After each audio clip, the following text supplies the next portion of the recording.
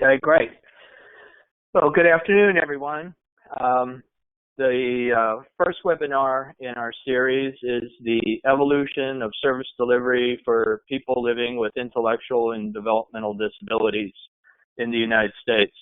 And I think this is really a very important beginning webinar for everyone to understand just why we are at the point we are in our service delivery system, and I'll go much more in depth as we go through it. For those of you who are not familiar with me, I'm Tom Wiles. I've just celebrated my 50th anniversary in the field. I started out in direct service. You can see on the slide I've done a little bit of everything. I also was a consultant and a trainer in the area of deinstitutionalization and the integration of preschool and school-age children. I was the president and CEO of a nonprofit for 33 years that converted from a center-based services to totally integrated community-based and employment services. And for the last 5 years, I've been working for the Department of Labor, Justice, several provider associations, DD Council, and directly with numerous states. In my work, which is the most relevant for you as the CEO, we converted our workshop to community integrated employment.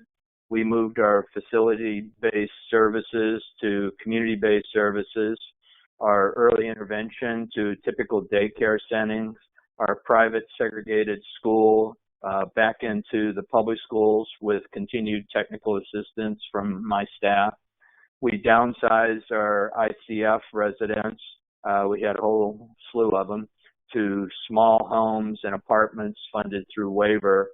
And over time, we sold all of our facilities. We had several large schools that we sold and began to lease office space. But all of our direct services were totally community-based.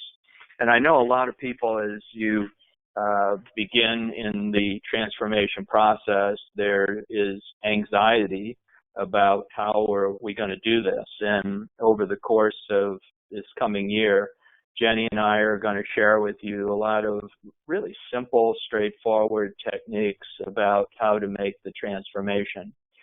You know, when we began this process, I guess in the mid-1980s, we were all by ourselves. We had no role models. We had no direction. We just felt, and you'll hear the story in a later webinar about how we came to the conclusion that we needed to move to being facility free.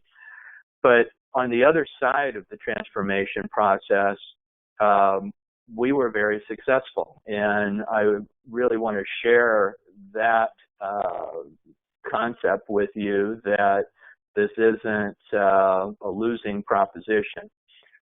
We grew from a single state, we were in Washington, D.C., to 5 states. When we started out, we had a small $300,000 budget. And when I retired from that organization, we had a $33 million budget. I went from 30 staff to 900 plus. I went from just one board of directors to 8 interrelated boards, and consequently from one corporation to 8 corporations. So it was an incredible amount of growth and success.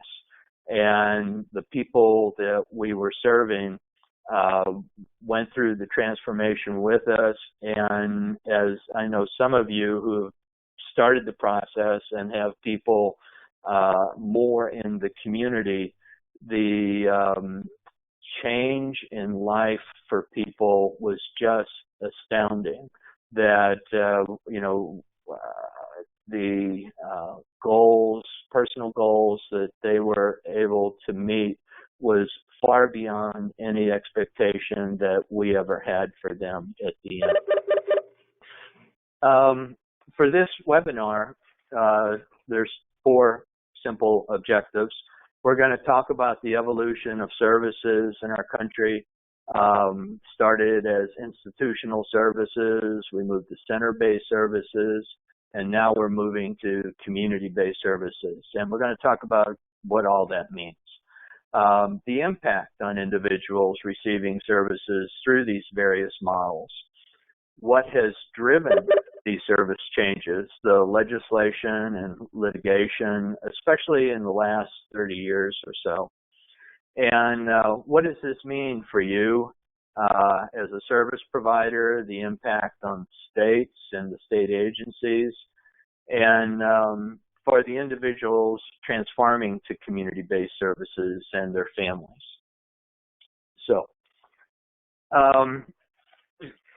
before the 1880s, services were, provided by people of goodwill. There was no really organized services paid by the federal government. The country was very young, and there really wasn't much help for people.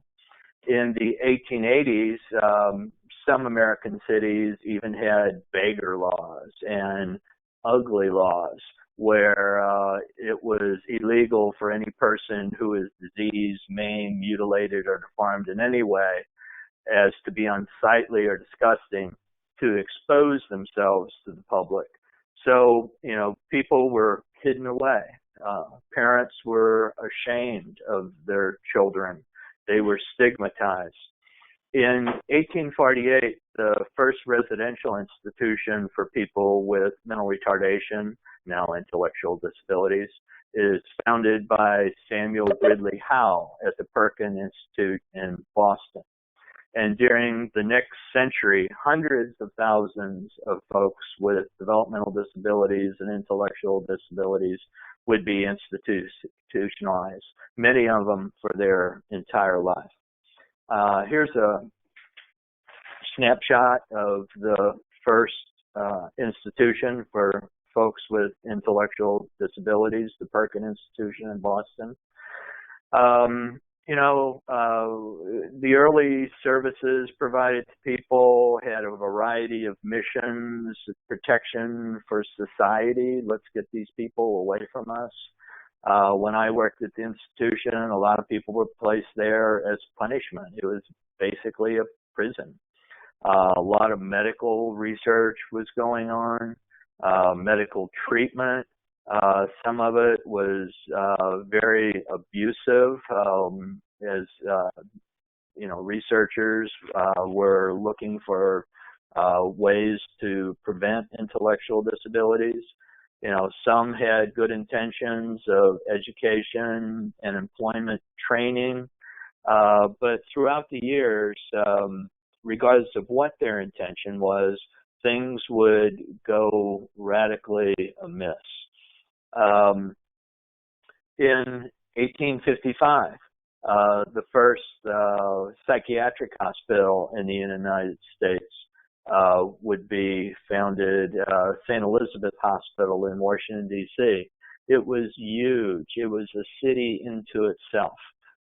It served over 8,000 patients at one time in the 1950s, and it continued to operate till this day. As time went on, a lot of things happened. In the 1870s was the Great Recession, that even children without disabilities were found sleeping in the streets, eating garbage, dying. This was from a diary from the head sister from the organization that I became CEO of in the 1980s. So you can imagine, if this was happening during really hard times to children without disabilities, just what was happening to children who really couldn't care for themselves. And so we went from the Civil War, the Great Depression, World War I, we went through Darwinism, World War II, regardless of what the intention of some of these large facilities were for people with intellectual disabilities, they became short-staffed and gravely underfunded. When I began my career in the late 1960s, you see the ward there at the top left of this collection of pictures. That's exactly my working conditions. I would have 60 people or so in a room, wall-to-wall beds, no type of entertainment, very little clothes. I would be locked in there with these individuals, all different levels of functioning, all different ages. It was just hell on earth. And these are typical pictures from a variety of institutions. The bottom on the right is from Forest Haven, where it's a ladies' ward. And if you can see the young lady who are laying on the floor there, her foot is by a drain. This institution was known for, at least on the men's ward, where I had many opportunities to visit, that drain became important because they would come in for bath time with a hose. And all the men, there would be like 30 or 40 men there, and they would just hose them off. And they would spend their day naked in that room. So it was very disturbing. So the institutional model was typically large groups, and people were labeled with different levels of functioning. Are grouped by disability. Over here is all the Down syndrome people. Very abnormal relationships, weren't provided any kind of normal interaction with non-disabled people. Most of the time it was a focus of safety and medical, of we're going to try to keep people alive, and they had no right to risk, very overprotected, if you want to call it that, as they were locked up in rooms and not allowed out. I was in this one ward where they never had any shoes or very little clothes. No one could go for a walk. And these were children who would just spend their entire life in this building. Services were centralized. As you saw those pictures of the institution, they were cities unto themselves. They had their own laundry, their own food services. They had their own hospitals. No one left the grounds. They were isolated from the public. So when abuse and neglect occurred, no one really knew it. Occasionally, they would have simulated training sites, but they were very abnormal learning experiences. They weren't with non-disabled people. And so they really weren't getting people ready to re-enter the normal community. And they were permanent placements. There were no expectations. There were no dreams for the future. This was pretty much the beginning of the end when people were placed there. In the 1950s and 60s, the country's awareness really grows. Parents and leaders became active in creating center-based services.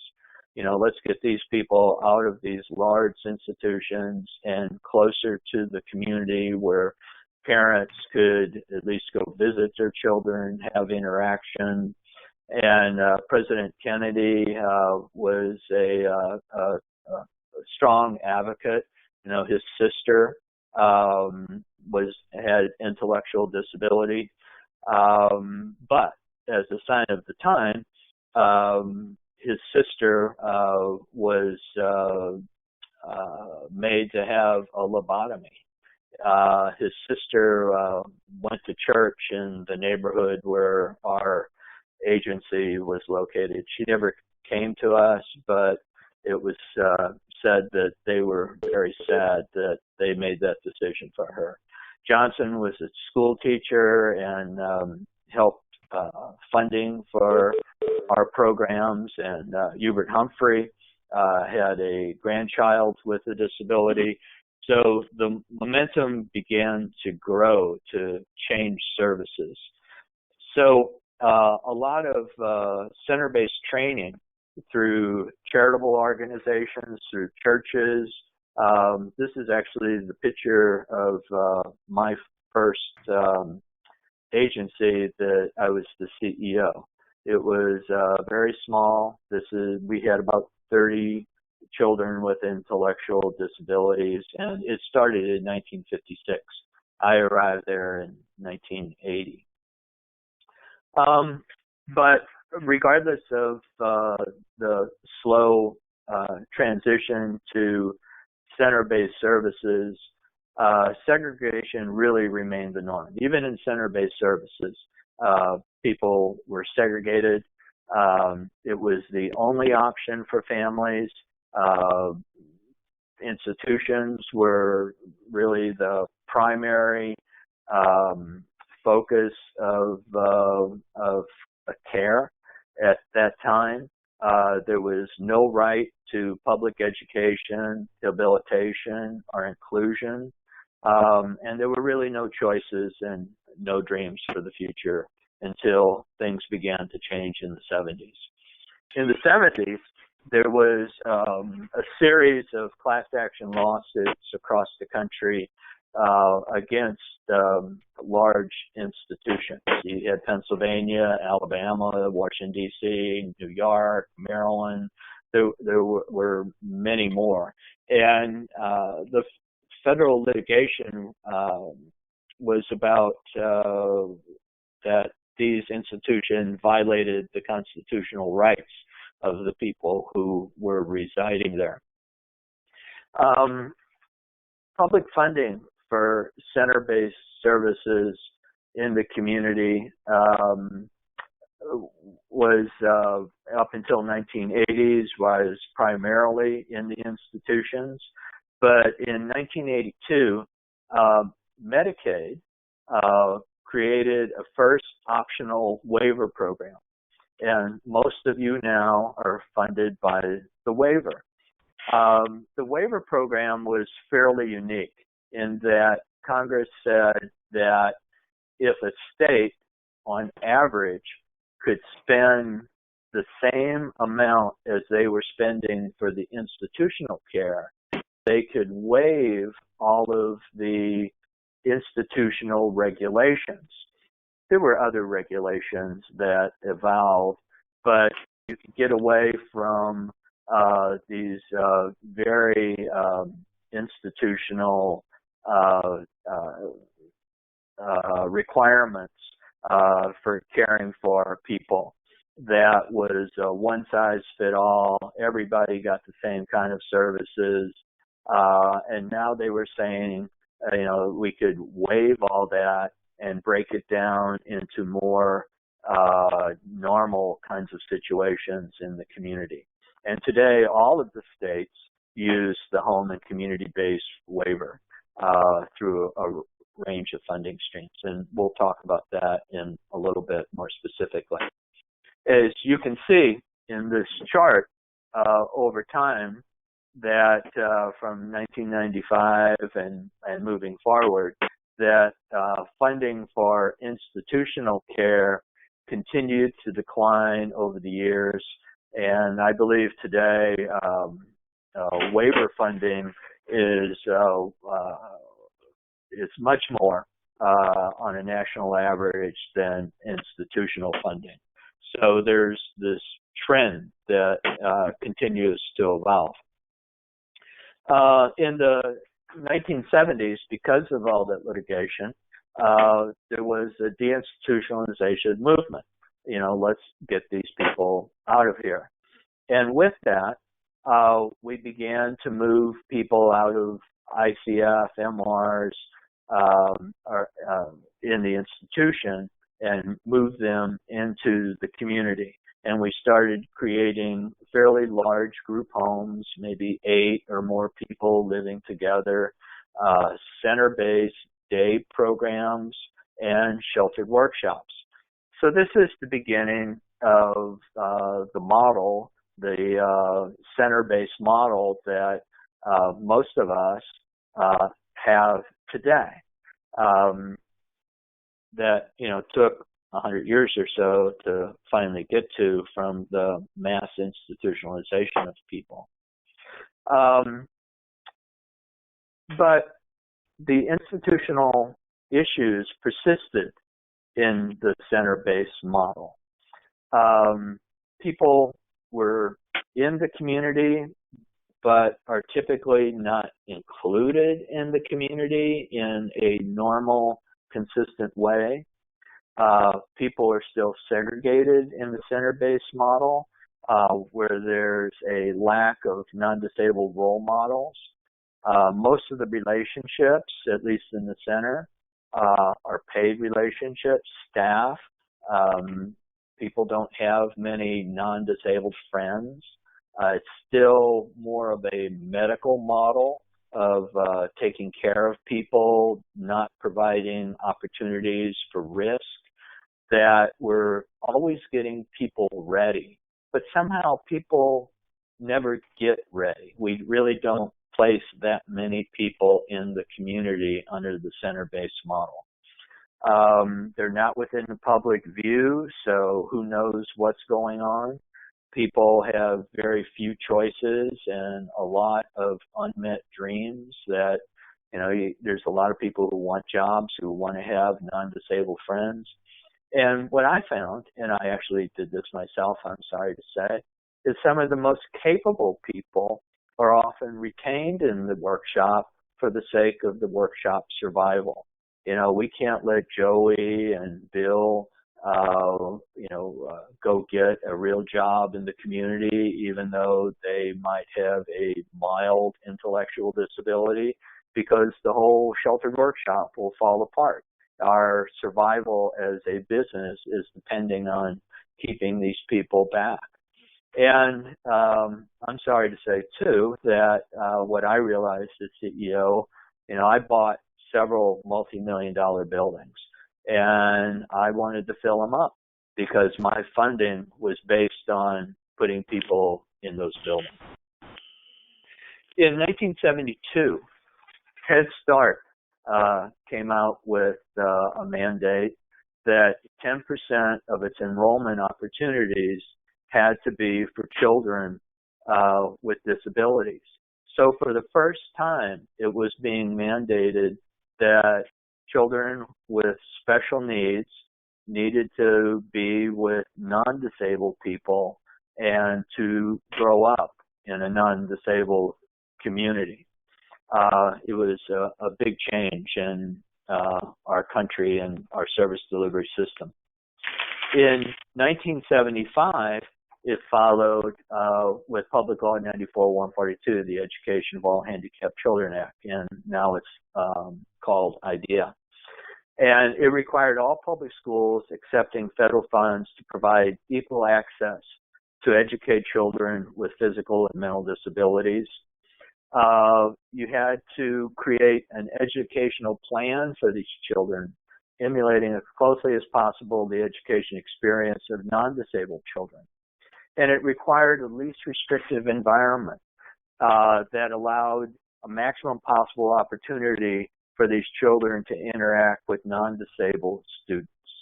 And it also required students to receive employment services.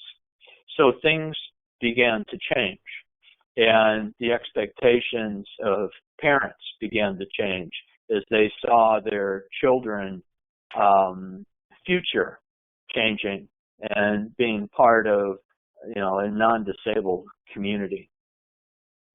In the 1980s became the funding and the concept of supported employment, that we can have people with fairly significant disabilities be in the workforce with a little bit of help.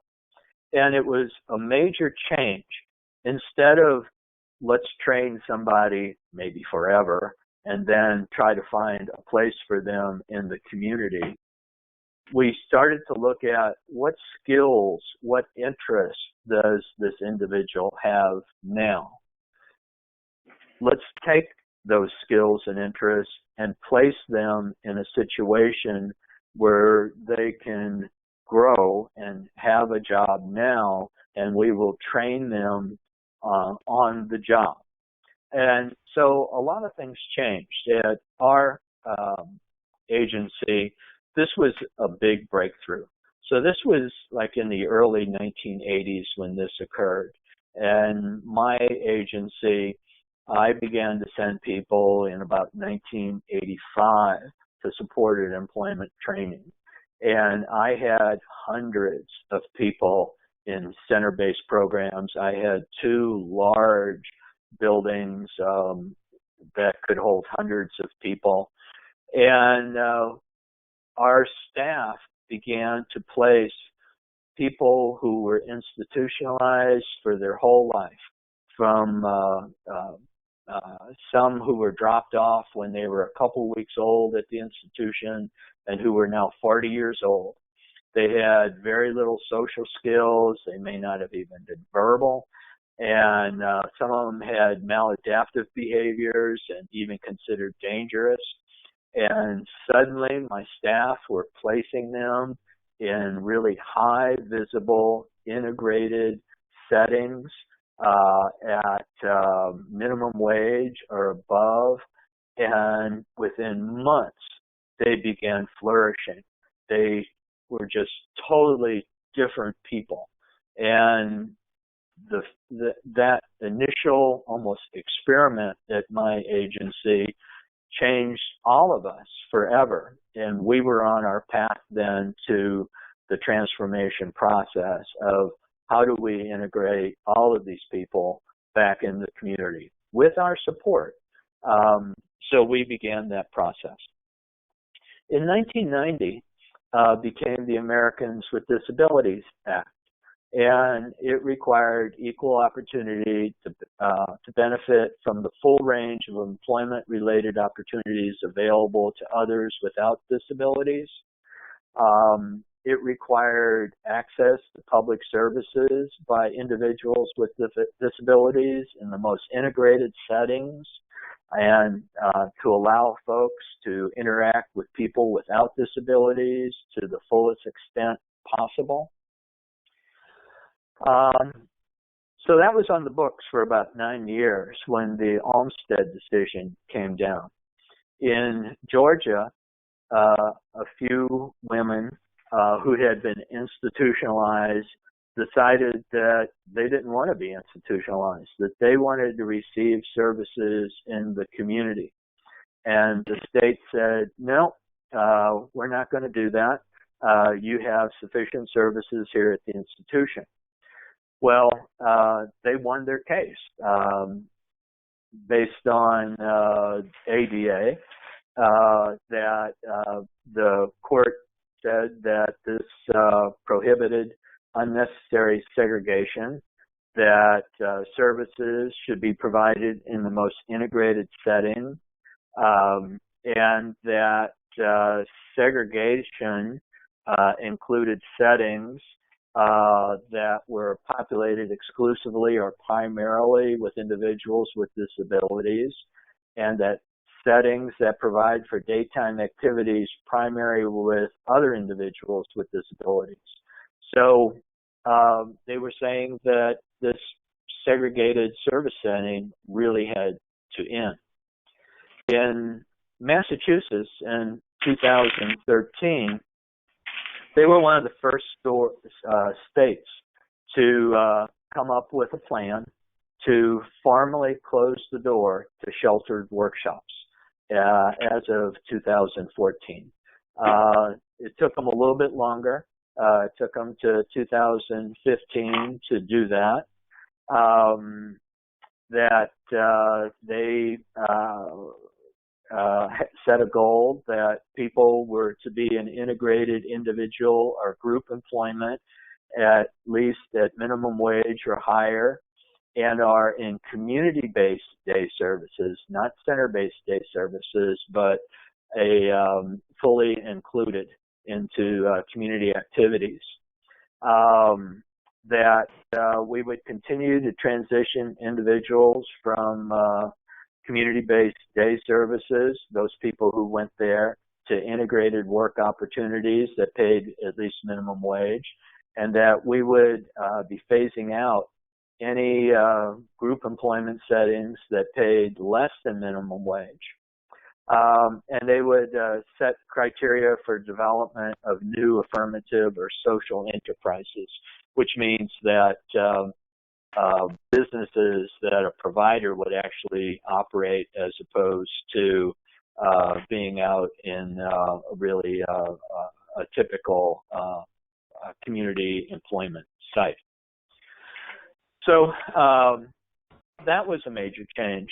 Then in 2014, the United States sued the state of Rhode Island.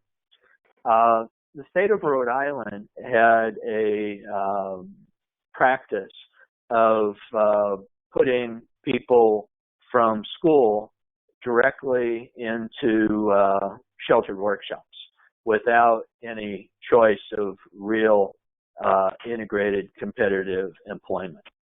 And kind of bottom line, they sought relief for over 3,200 individuals with intellectual and developmental disabilities.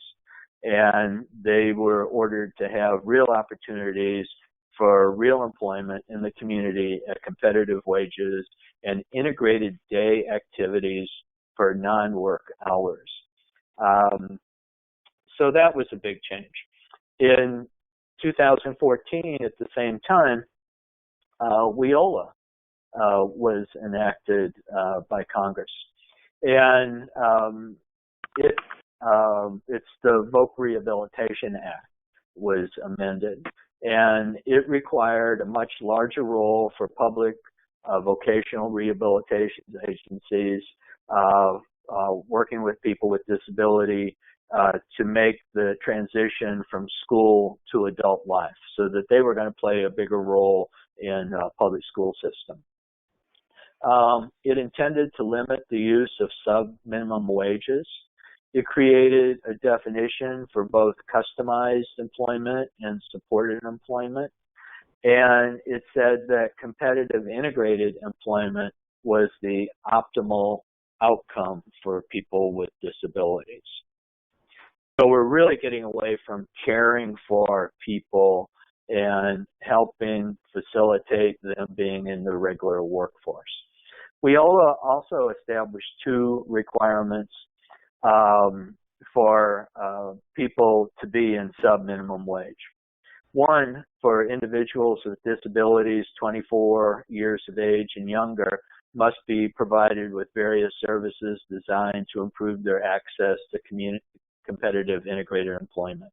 Transition services, voc rehab counseling, career counseling, before they could be placed in a sub-minimum situation. And that no employee with a disability, regardless of age, to be paid a sub-minimum wage unless the employee is provided with career counseling and information and referrals.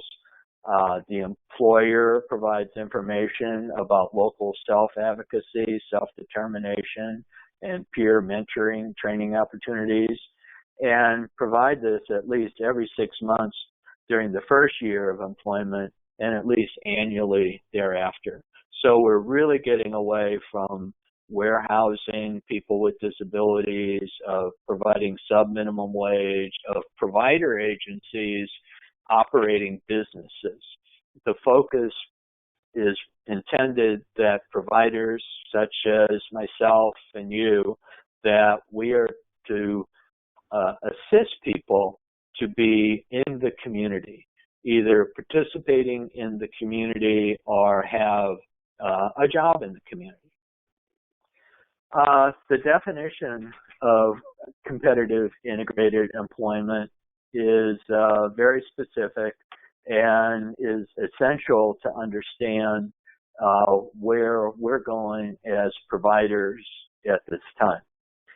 So we want our people, when we do find placements for them in the regular community, that they should be paid directly by employers, not through us as a provider, that they need to be on the provider's payroll, that it should be at a minimum or prevailing wages with all the benefits that other employees receive in this typical work setting where the employee has the opportunity to interact or has the opportunity to interact continuously with non-disabled coworkers, and is preferably engaged full time. So this is what our goal is. It's the expectation that we need to have, because in the prior types of service models, the providers weren't expected to have any more expectation rather than caring for people or getting them ready. So our expectations need to begin to change. The definition of competitive integrated employment also includes the broader goal of ensuring that youth and adults with disabilities are meaningfully engaged in the community and have access to individual supports for full participation. And for us, what that meant was, we were taking people out of institutions, and they were severely socially deprived. Many people didn't want jobs. They didn't know what jobs were because they hadn't been provided any opportunities to even be in the community, to have normal role models. They had a lot of behaviors that were antisocial because they learned those behaviors in the institution from other people with disabilities. There were no normal role models for them to emulate over the course of their life. So we had to really start at the beginning and to provide opportunities for people with disabilities in the community. From there, looking at what their interests were and what skills they had, that's when we really began to focus on employment. And it's not necessarily 40 hours employment. I was in this one program in Illinois where this young lady was a quadriplegic. She was nonverbal. She could only move her head, but they discovered she could read. And they found some technical expertise to help them hook her up to a computer. And for a couple hours a week, she worked downtown in an integrated setting where she made labels. I believe it was for a florist, as they sold their goods to the community. And she had friends, and you could tell that she was happy, and her life was ever changed. So it's, finding job opportunities that fit people's interests and their skills. And it could be just for a few hours a week, if that's what meets their needs at that time in their growth process. So customized employment was also defined in WIOLA, and it talked about a different way to find people jobs, where it's an individualized match between the strengths, condition, and interests of a job candidate and the identified business needs of employer. And it's not necessarily the typical job that an employer may have advertised for. It's going into a business and understanding their needs. It might be task reassignment. And in later webinars, Jenny's going to talk a lot about this and how to do this as a provider. It could be carving out a job out of existing job descriptions. It could be 2 or more people sharing a job that a non-disabled person might normally fill by themselves, or it could be self-employment. We had this young man who had moderate intellectual disabilities, and mom wanted to invest in his future so that he could be independent after she was gone.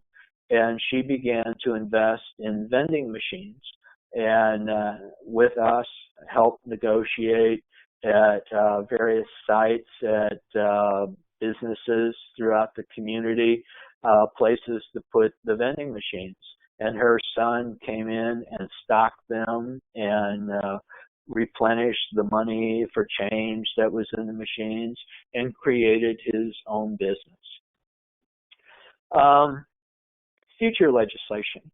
In 2015, both the Senate and the House, federal government, proposed legislation called Transitioning to Integrated and Meaningful Employment Act. And what it was phasing out segregated sheltered employment and Section 14C.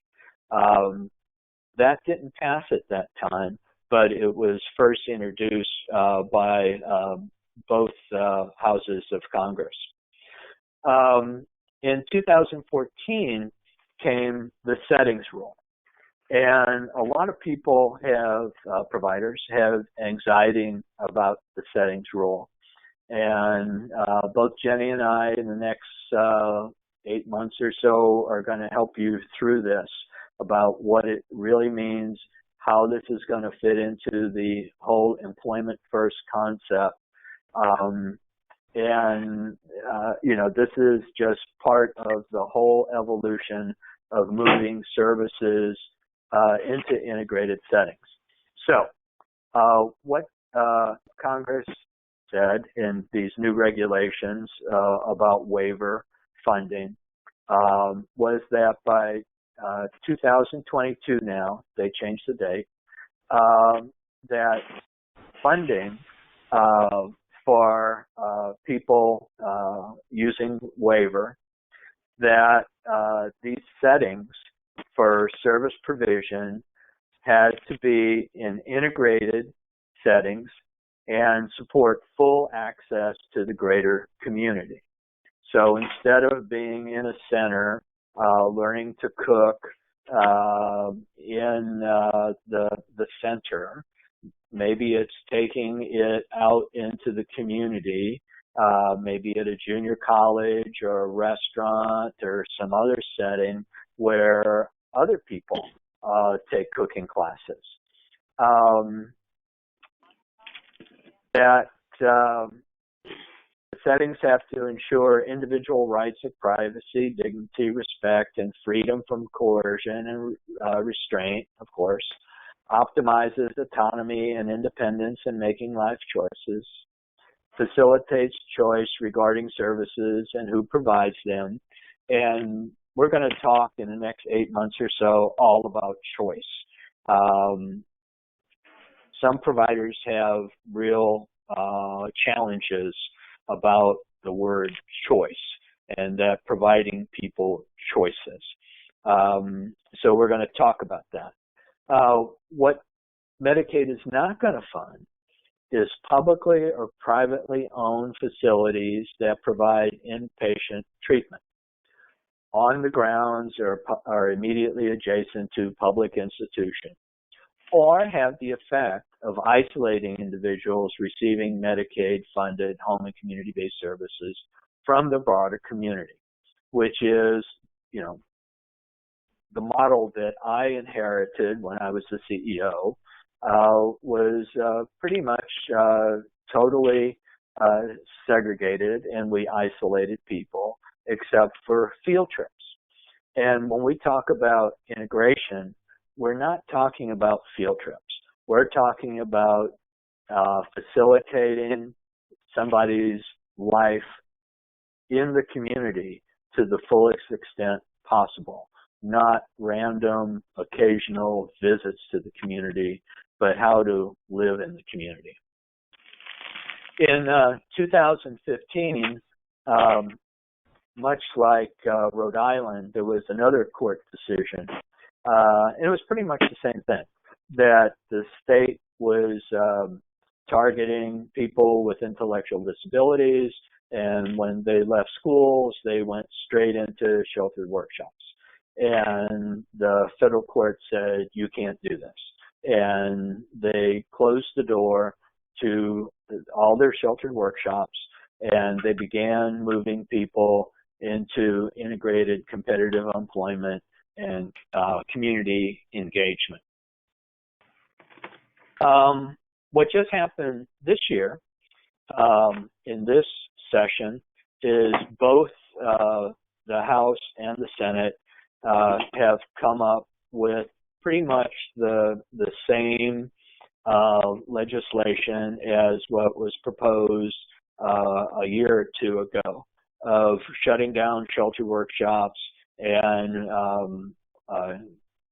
getting rid of 14C certificates and sub-minimum wages in the future.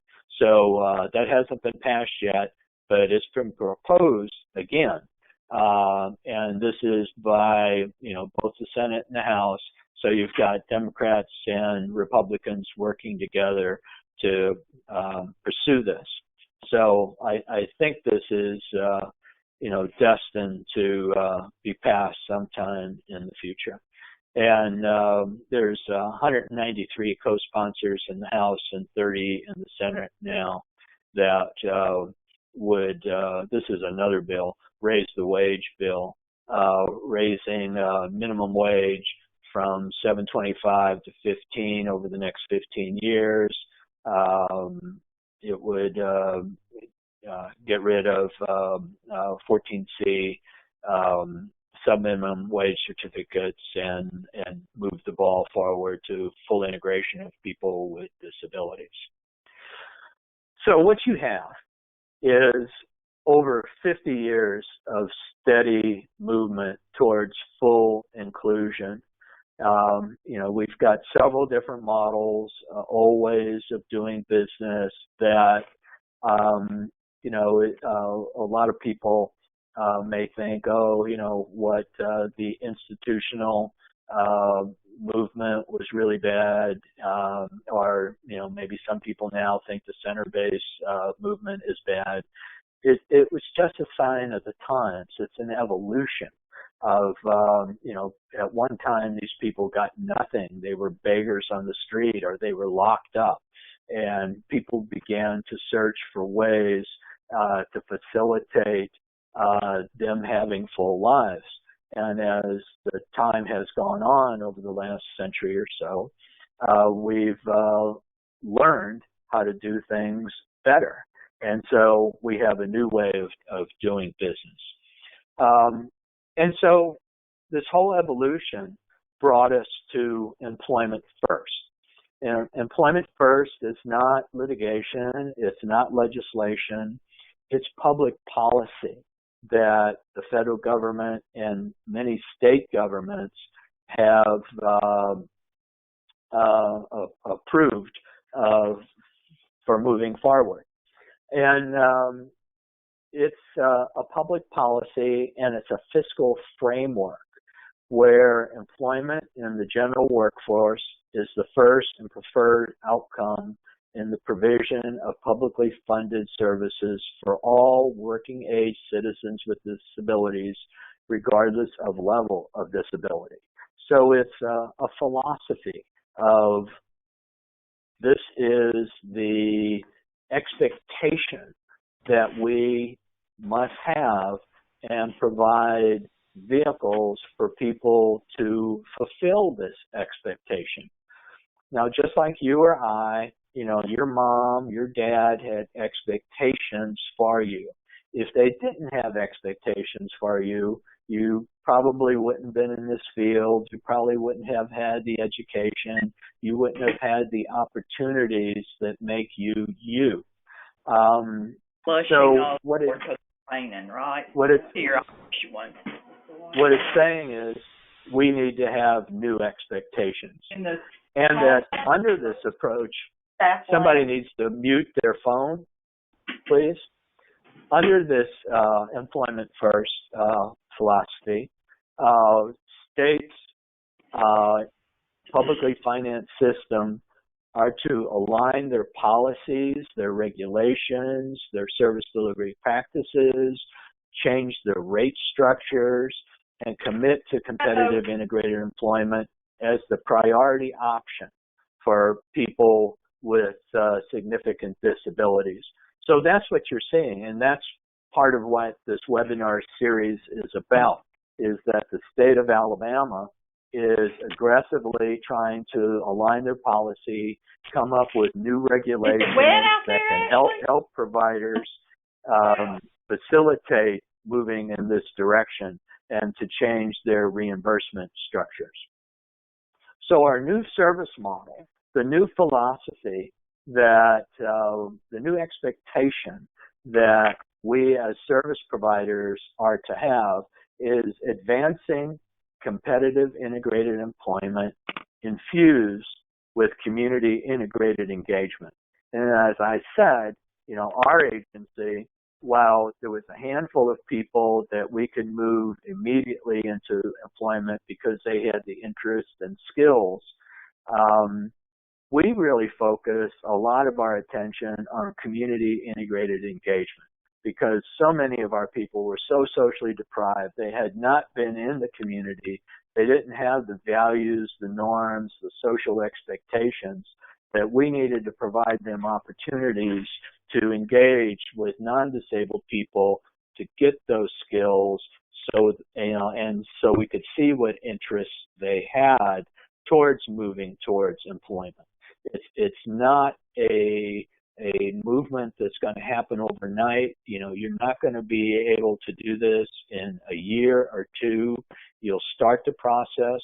The first time we did this to flip our Washington, D.C. agency, it took us somewhere between 6 and 8 years to flip the entire agency. But as we got better at that, we in my last decade of being at the organization, we took over, for one reason or another, about a dozen other agencies. And we got to the point where we could flip an agency from center-based to totally community-based in about 2 years. So there's a path for you to do this. And you need to know that we're going to be there to help you and provide the techniques to do that. So from a national perspective, what's going on because of all this? Several states have already eliminated sheltered workshops. State governments are moving aggressively to support change and to support provider agencies as they transform rates, regulations, training. This webinar series is part of all that. And I know the state of Alabama is now currently working on new rate systems and regulations to facilitate your being able to change the community-based services. The federal government is supporting system change and is putting a lot of money and technical assistance into it. Change is occurring everywhere in the United States. Community-based services are developing across the country as the settings rule approaches rapidly. So the future, what to expect and what will be funded. Increased emphasis on community integrated work. Increased emphasis on community-based pre-employment training. Increased emphasis on community-based day services. Decrease of use of the 14C minimum wage certificates and decreased acceptance of segregated settings. Provider agencies need to, their expectation needs to change, that everyone can be a contributing member to the community, either volunteering or really having a real job of some sort, or just being in the community. There'll be significant changes in every aspect of your business model because you're really changing businesses. You know, you're just not adding a employment specialist to help facilitate job placement. You are changing your business model, which means you're going to transform instead of adapt. People who don't really accept that are going to linger. It's going to take you much longer to go through the process. And I know because I've gone through this, and when I first started, I did not want to accept this change. I was buying multi-million-dollar buildings. I had a large impact on a very big portion of Washington, D.C. I was very proud of myself. I was very young that I had all these buildings and all these people under my control. And it took a while for me to come to the notion that I was wrong. And I needed to facilitate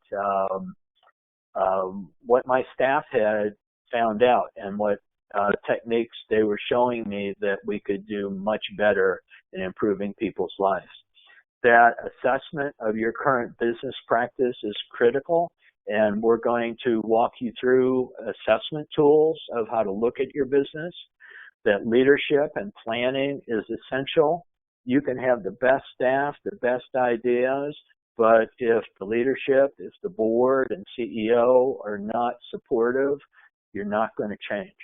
And essentially, over the long haul, I ended up taking over a dozen organizations in 5 different states because they were failing either programmatically or financially. So somebody like me is eventually going to take you over who has the better service delivery model. We've got workforce issues. We've got to do a lot of changes with our staff about how we hire, what their job descriptions are, how we train. A lot of work has to be invested in our staff. And resource reallocation. We're going to have to move, and it took me a long time to learn this lesson, that it's not a matter of just being more in the community. It costs more to be in the community. You have to have higher trained staff, more technology to be in the community. And the government, while they might change your rate and give you more money, it's going to pay for those services. It's not going to pay for the transition. And your building and all those support services in the center-based model cost a lot of money. This is where a lot of your resources are going now. So gradually over time, you need to move those resources into your new community-based model. Implications for people receiving services and their family. Expectations need to change. You know, there are a lot of families who are reluctant, they're maybe even frightened to have their child out in the community. We'll help you with ways to overcome that, to work with families, to come up with protocol so that families feel safe and secure for their child. Services are going to be targeted, individualized, decentralized, functional, and community-based. We need to provide training for families about their benefits. A lot of families are frightened that they're going to lose their SSI. We need to help them understand what the ABLE-Act is, where you can set aside a good portion of money that is not taxable, nor does it affect your benefits. And we'll talk about all that over time. And there's going to be increased acceptance of individuals in their communities because people are actually going to be in their community. The community-based service model, the impact and what we've seen is we're moving towards individual and small groups, and it's going to impact on people's identity and self-esteem.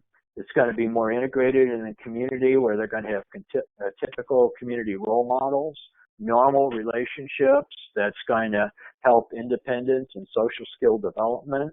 It'll be functional learning with right to risk, using the skills people have now, not what they're going to have 10 years from now.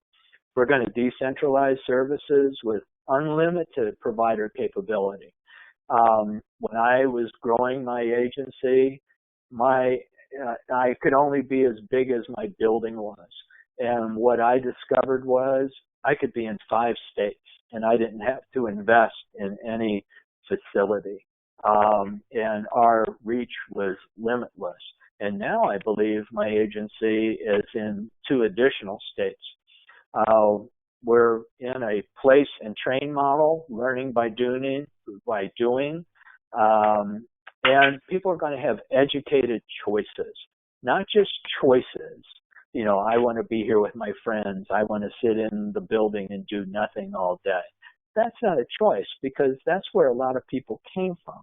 We're going to provide educated choices for people where they can have dreams for the future. I'll tell you one story that made me really realize that, you know, Byron said that this webinar is recorded, and hopefully you'll be able to use this with your board members, maybe with parents, staff, in a variety of settings. I'm providing technical assistance in a variety of states, and I just met this one provider, not in Alabama, and they were very reluctant and didn't know how to go through the transformation process, which is normal. You know, if you don't know how to do something and somebody's asking you to change, you know, you're going to have some anxiety about it. But I went to their website, and on their website, they had a statement about how the federal government was mandating them to get everybody a job for 40 hours a week. And they were terrified that their people didn't have the interest, didn't have the skills, didn't have the endurance to do such a crazy thing. And it's like, no, the federal government is not asking you to do that. The federal government is saying if you're going to use their money, in the state of Alabama now is too, that you have to have the expectation and provide the stepping stones for people to have a real life in the community. And that's both integrated, competitive employment, as well as being engaged in the community as much as possible. And so that's where the transition is going. So that's the end of this particular webinar. And I believe the next one, Jenny is going to take you to competitive integrated employment and talk much more about that and how to do it. Does anybody have any questions now? You could unmute and ask me.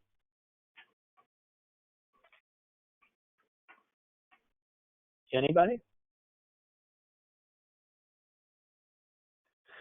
Well, you know, you all have my email address. There it is on the screen, and my telephone number. And for those agencies who are in the Employment First Technical Assistance Program, you know, and even if you're not, you know, feel free to send me an email or give me a call if you have any questions, either now or later as we go through this process. Tom, are you going to email the PowerPoint? We got one person asking for a copy of the PowerPoint. Yeah, I can do that. I've got, well, if they're part of the They group, are. yeah, Share it with our board. yeah, I've put together all the emails that you've given me as contacts, Yes. and I can email that PowerPoint to everyone. But Okay. remember, too, this is recorded, and Right. so, but I think it's pretty straightforward to where you could walk